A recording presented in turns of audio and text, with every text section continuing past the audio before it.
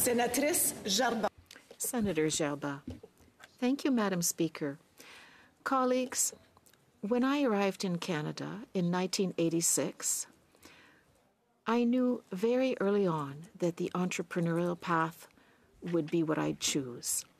However, like many newcomers, I was soon confronted with the barriers imposed by the discovery of a new system. I remember how difficult it was to obtain my first credit card and how many times my applications were rejected without me understanding why.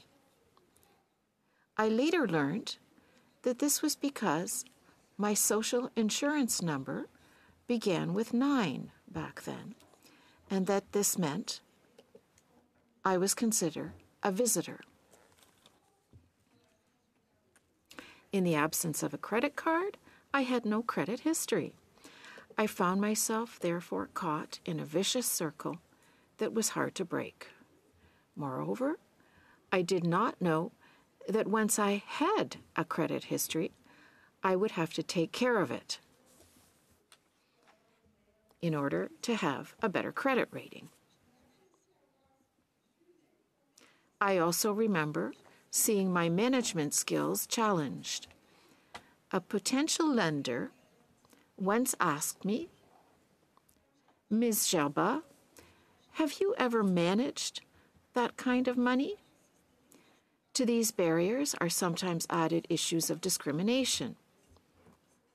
Thus, according to a Canada-wide survey commissioned in 2021 by Senator Deacon and the Canadian African Senate Group, 76% of Black entrepreneurs surveyed say their skin color is a barrier to business success in Canada, and only 19% trust their financial institution to do what is best for them or their community. This prompted us, along with our esteemed colleague Senator Deacon, to begin a study on initiatives that support Black entrepreneurs, the results of which we released in late February. Colleagues, I invite you to consult this study, available on our respective networks.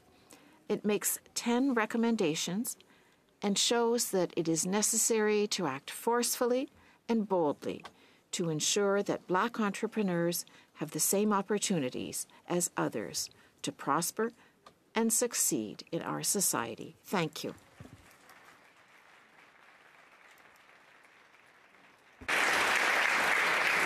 Senator Deacon, Nova Scotia. Thank you, Your Honour. Honourable colleagues, I'm really pleased to see increasing awareness of Canada's dismal productivity growth and acknowledgement that this is putting our prosperity in jeopardy. As we start to finally work to address our productivity problems, we need to ensure that we harness the power of diverse entrepreneurs, like our own highly successful colleague, Senatrice Gerba. Specifically, we need to see diversity, equity, and inclusion not just as a social imperative, but as an economic catalyst critical to our future prosperity. Diversity fuels disruptive innovation, which is essential to fostering prosperous and inclusive growth. Why?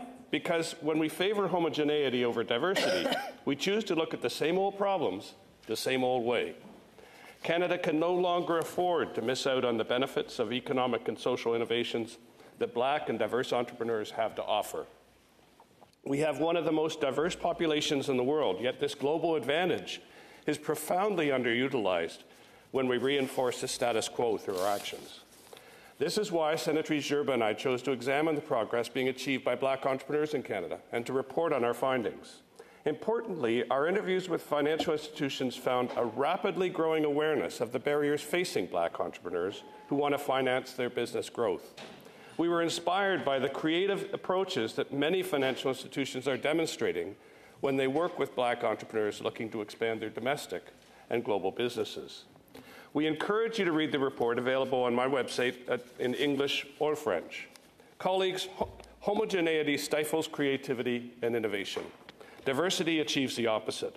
There are countless reports on this issue, one being CG's 2017 report called Diversity Dividend, Canada's global advantage.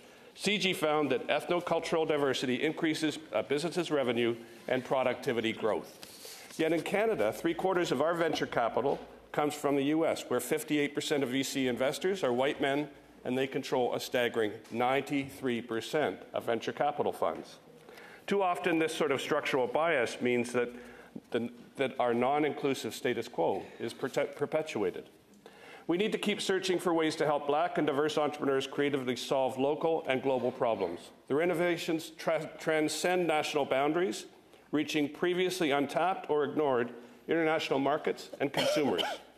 Colleagues, innovative entrepreneurs do amazing things, but evidence shows that adding diversity can unlock even more previously untapped opportunities in Canada and globally. Diversity, equity, and inclusion. It's not just a social imperative. It's crucial to driving innovation and ensuring our collective economic prosperity. Thank you, colleagues.